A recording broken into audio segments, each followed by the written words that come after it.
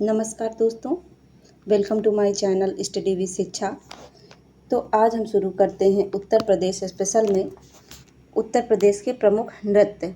इसके पहले हम पढ़ चुके हैं यूपी के वन्यजीव अभयारण्य और उसकी प्रशासनिक ढांचे को और अन्य जो चीज़ें हैं उनको हम देख चुके हैं। तो आगे हम आज शुरू करते हैं उसी के अंतर्गत नृत्य को। तो चलिए शुरू करते हैं। नृत्य यूपी में कितने प्रकार के हैं?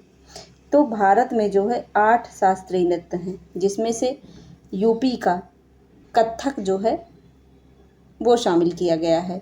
तो जो कथक है वो जो है यूपी का शास्त्रीय नृत्य है, सिर्फ एक है, ठीक है। और भारत में टोटल 8 हैं। जो है लोक नृत्य है, जो क्षेत्रीय नृत्य होता है उसको लोक नृत्य कहते हैं, जो कि विभिन्न अवसरों पर आयोजित किया जाता है। इसमें जो सर्वाधिक प्रसिद्ध है वो है नौटंकी।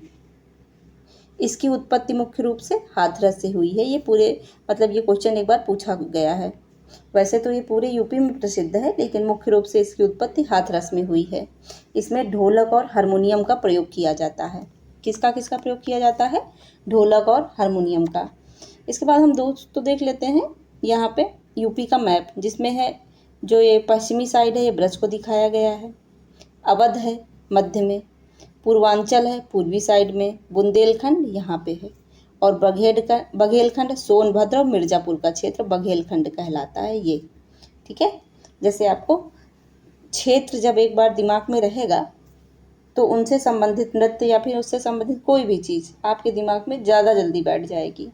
तो चलिए शुरू करते हैं ब्रज क्षेत्र के नृत्य। तो ब्रज क्षेत्र में कौन कौन से आते हैं? तो ब्रज क्षेत्र में सबसे पहले है चरकुला।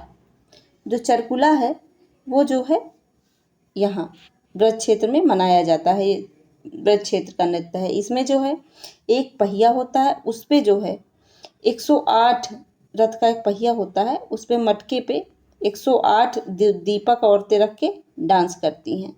तो ये चरकुला हो गया। फिर है रास नृत्य।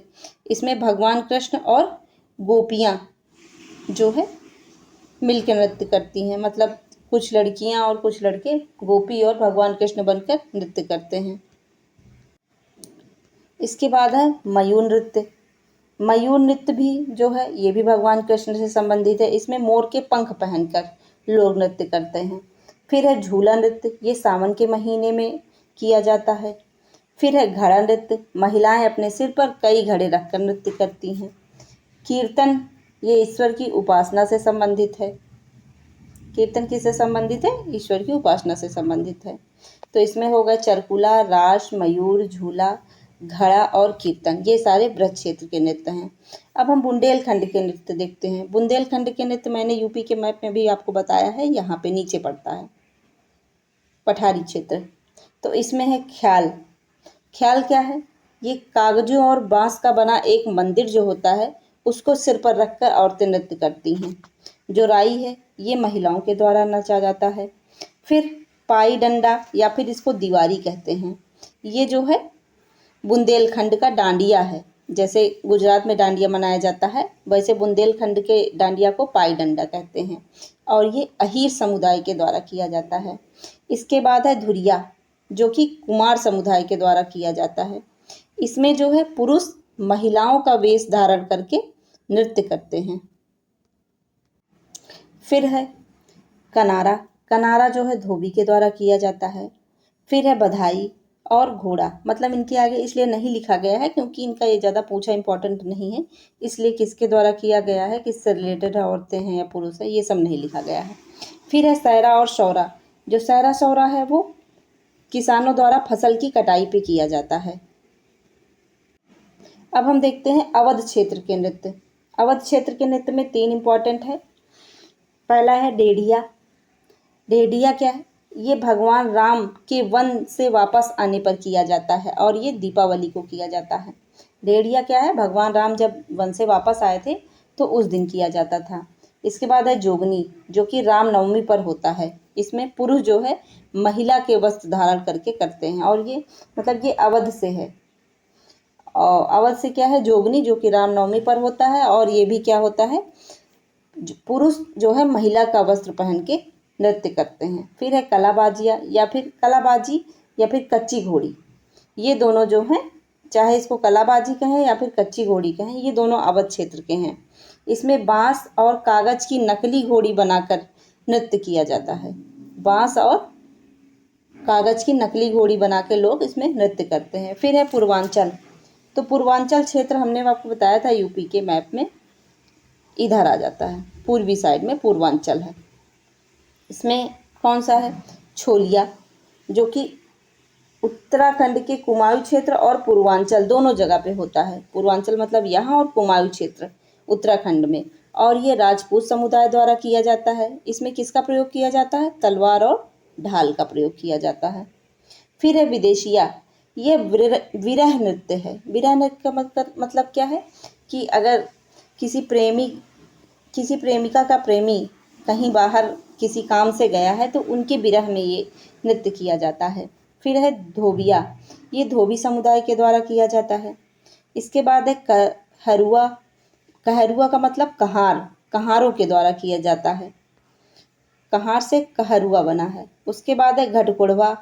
ये कलाबाजी के जैसे है। कलाबाजी के जैसे मतलब कागज और बांस की नकली घोड़ी बनाकर नृत्य करते हैं इसमें। फिर इसके बाद है नटवरी। नटवरी जो है अहीर समुदाय के द्वारा किया जाता है नटवरी को। इसमें ये कृष्ण जी के ऊपर आधारित है। इसके बाद है जो अन्य नृत्य इम्पोर्टेंट है उनको देखते हैं हम। इसमें है कर्मा नृत्य। कर्मा नृत्य खरवार जनजाति के द्वारा किया जाता है और ये मिर्जापुर और सोनभद्र में किया जाता है। मुख्य रूप से फसल कटाई के समय होता है। इसके बाद है चौलार। चौलार जो है वो मिर्जापुर और सोनभद्र ये भी है। मिर्जापुर और सोनभद्र, और ये वर्षा ऋतु के लिए होता है, मतलब अधिक वर्षा होने के लिए किया जाता है। फिर है हुड़का या फिर हुड़किया नृत्य। ये जो है यूपी के तराई क्षेत्रों में किया जाता है। धान के समय, जिस समय धान लगता है, औरतें धान लगाती हैं, उस समय ये किया जाता है। फिर है कजरी। ये जो मिर्जापुर और सोनभद्र में सावन के महीने में किया जाता है। फिर है कजली। कजरी और कजली में कंफ्यूज मत होना, क्योंकि जो कजरी है वो मिर्जापुर है और जो कजली है वो महोबा है। देखो इसमें रा शब्द आ रहा है, री, तो मिर्जा, इसमें रा आ रहा है, तो आप ऐसे याद कर लेना। और जो दूसरा है वो महोबा है। ये सावन के महीने में और ये आल्हा उधल से रिलेटेड है। फिर है चौरसिया नृत्य। चौरसिया नृत्य किसके द्वारा होता है? कहार के द्वारा, और ये मुख्य रूप से जौनपुर में होता है। ये पूछा गया है चौरसिया नृत्य। और ये वाला चौलार नृत्य किस समय होता है? तो ये वर्षा के समय होता है। कर्मा नृत्य किस समय होता है? तो फसल कटाई के समय होता है। ये क्वेश्चन पूछे गए हैं एग्जाम में। ढोला नृत्य क्या है? तो ढोला नृत्य पश्चिमी यूपी में मेन रूप से होता है। और ये तो इसमें ये नहीं कंफ्यूज होना है आपको, क्योंकि जो ढोला है वो तो पश्चिमी यूपी में है, लेकिन जो ढोला मारू है वो राजस्थान में किया जाता है। तो इस तरीके से नाम में कंफ्यूज नहीं होना है। आगे हम लोकगीत के बारे में देखते हैं। जो लोकगीत है ब्रज क्षेत्र में, सबसे पहले ब्रज क्षेत्र कहाँ आता है? निचला दोआब। जो गंगा और यमुना का निचला दोआब है वो ब्रज क्षेत्र में है। तो ये एक बार क्वेश्चन पूछे हैं कि ब्रज क्षेत्र कहाँ लगता है, तो ये निचला दोआब है। यहाँ पे कौन सा लोकगीत है? एक तो रसिया है। रसिया क्या है? राधा और कृष्ण। ब्रज क्षेत्र में अधिकतर जितने भी लोक नृत्य और लोकगीत हैं वो राधा और कृष्ण पे ही आधारित हैं। तो ये भी रसिया भी राधा और कृष्ण के बीच प्रेम प्रसंग पर आधारित है, और ये होली के अवसर पर गाया जाता है। फिर है झूला, जो कि सावन के महीने में होता है।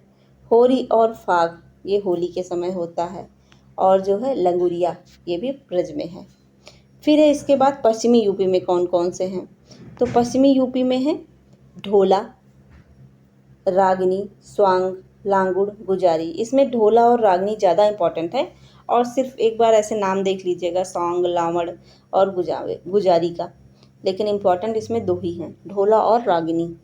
फिर इसके बाद हम पूर्वांचल में देखते हैं कि पूर्वांचल में कौन कौन से इम्पॉर्टेंट है। तो पूर्वांचल में मुख्य रूप से है कजरी, जो कि कजरी अभी मिर्ज़ापुर में, अभी मैंने आपको बताया है, तो ये भी मिर्ज़ापुर में ही है।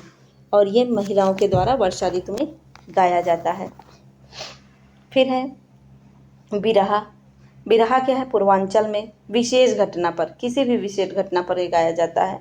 सोहर जो है वो बच्चे के जन्म पर है। चैती है होली के अवसर पर, चैत महीने में। फिर है रोपनी। रोपनी का मतलब धान रोपाई के समय। फिर है कहरवा। ये कहार जनजाति के द्वारा अक्सर विवाह के अवसर पर गाया जाता है। इसके बाद हम देखते हैं कि बुंदेलखंड में कौन से हैं। तो बुंदेलखंड में है आल्हा उदल, एक तो आल्हा उदल है और इसुरी फाग है जो कि इम्पॉर्टेंट है, और हरदोल, ये बुंदेलखंड के एक लोक देवता हैं। जो आल्हा है, ये क्वेश्चन पूछा गया है कि इसका रस क्या है, तो इसका रस है वीर रस। आल्हा हमेशा वीर रस में गाया जाता है। अब हम आगे देखते हैं दोस्तों कि अवध में कौन सा है। तो अवध में हम देखेंगे, अवध में मुख्य रूप से कव्वाली, शोहर और नकटा, संस्कार और बधाई हैं। सोहर जो है वो बच्चे के जन्म पर है। नकटा दूल्हे के शारीरिक कमियों का मजाक उड़ाते हैं, विवाह के समय गाया जाता है। संस्कार और बधाई ये दो और हैं। अन्य में लावड़ी और बह तरबील जो कि रुहेलखंड में है। दोस्तों आज के लिए बस इतना ही। आगे मैं आपको कल उत्तर प्रदेश के उत्सव और महोत्सव और मेले के बारे में बताऊंगी। मतलब ये भी टॉपिक जो है बहुत ही इम्पोर्टेंट है। इस तरीके से जो भी है, जो की पॉइंट्स हैं, मतलब जो बहुत ही इम्पोर्टेंट हैं, वही मैंने आपको यहाँ पे बताया है। टू द पॉइंट आपको ये नोट्स मिलेंगी जिसे आप अपना बना सकते हैं। इसके बाहर से कुछ नहीं आएगा यूपी में। तो आज के लिए बस इतना ही। कल फिर मिलती हूँ, तब तक के लिए धन्यवाद।